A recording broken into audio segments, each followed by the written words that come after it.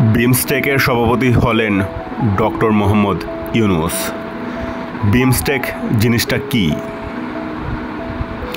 বিমস্টেক বে of Bengal initiative for multi-sectoral technical and economic cooperation মূলত বঙ্গোপসাগর ঘিরে অবস্থিত 7টি দেশের একটি আঞ্চলিক সহযোগিতা সংস্থা।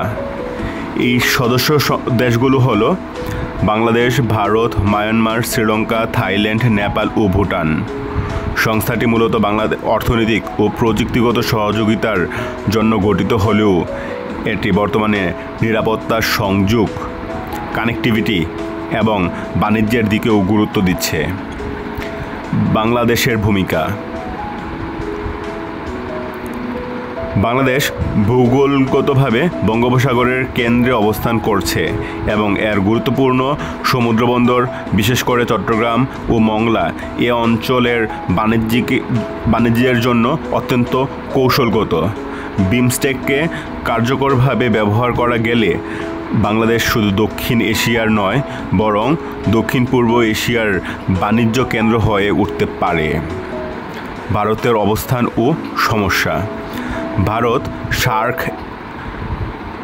এর মতো বিমস্টেককেও অনেকাংশে নিয়ন্ত্রণ করতে চায়, কিন্তু বিমস্টেকের ভৌগোলিক কাঠামোতে মিয়ানমার ও থাইল্যান্ডের মতো দেশ থাকায় এটি পুরোপুরি ভারতের প্রভাব বলয়ে পড়ে না।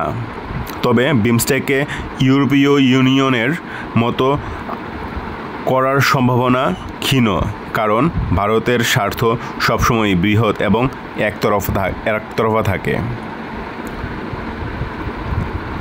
অর্থনৈতিক সম্ভাবনা। 1. বাণিজ্যিক করিডোর। কর্ণফুলী টানেল চীনের সহায়তায় নির্মিত হলেও এটি ভারতের উত্তর পূর্বাঞ্চলের জন্য অত্যন্ত গুরুত্বপূর্ণ হতে পারে। বাংলাদেশ, মিয়ানমার, থাইল্যান্ড সংযোগ। এই করিডোরের মাধ্যমে বঙ্গোপসাগরের উপর ভিত্তি করে একটি শক্তিশালী বাণিজ্য পথ গড়ে তোলা সম্ভব। 2. সমুদ্রবন্দর ব্যবহারের কৌশল। ভারত, নেপাল, ভুটান এমনকি চীনের দক্ষিণাঞ্চলেও যদি বাংলাদেশের সমুদ্রবন্দর ব্যবহার করতে পারে, তবে এটি দেশের জন্য বিশাল রাজস্ব আয়ের উৎস হতে পারে। শ্রীলঙ্কা ও মিয়ানমার ভবিষ্যতে এ সংযোগ ব্যবস্থার অংশ হতে পারে। 3. নিরাপত্তা ও রাজনৈতিক কৌশল। সামরিক দিক থেকে ভারত কিংবা অন্য কোনো দেশ যাতে বাংলাদেশের সমুদ্রসীমার উপর আধিপত্য বিস্তার করতে না পারে সেটি নিশ্চিত করা জরুরি। জিয়াউর রহমানের মতো দীর্ঘমেয়াদী অর্থনৈতিক পরিকল্পনা দরকার, যেখানে বাংলাদেশ শুধু বড় শক্তিগুলোর কাঁচামালের ব্যবহারকারী না হয়ে বরং একটি ট্রেডিং ও লজিস্টিক হাব হিসাবে আত্মপ্রকাশ করবে। ডক্টর মোহাম্মদ ইউনূস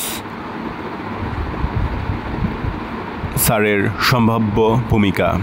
ডক্টর ইউনূস একজন অর্থনীতিবিদ ও উদ্যোক্তা, তবে কূটনৈতিক ও রাজনীতিবিদ নন। তার কাছে মাইক্রোফাইন্যান্সের মতো উন্নয়নমূলক অর্থনৈতিক মডেলের অভিজ্ঞতা থাকলেও ভূরাজনৈতিক ব্যবস্থার সামলানোর মতো সরাসরি প্রশাসনিক দক্ষতা কেমন তা এখনও প্রমাণ হয়নি। তবে যদি তিনি তার অর্থনৈতিক চিন্তাশক্তিকে বাণিজ্যিক করিডোর, সমুদ্রবন্দর, বহুপাক্ষিক অর্থনৈতিক চুক্তিতে কাজে লাগাতে পারে, তবে বাংলাদেশের জন্য এটি একটি বড় সুযোগ হতে পারে। সিদ্ধান্ত। বিমস্টেক এখনও একটি সম্ভাবনাময় সংস্থা, তবে এটি কতটা কার্যকর হবে তা নির্ভর করছে সদস্য দেশগুলোর রাজনৈতিক সদিচ্ছা ও পারস্পরিক সহযোগিতার উপর। যদি বাংলাদেশ কৌশলগতভাবে এগিয়ে যেতে পারে, তবে এটি দেশের অর্থনৈতিক প্রবৃদ্ধিতে গুরুত্বপূর্ণ ভূমিকা রাখতে পারে।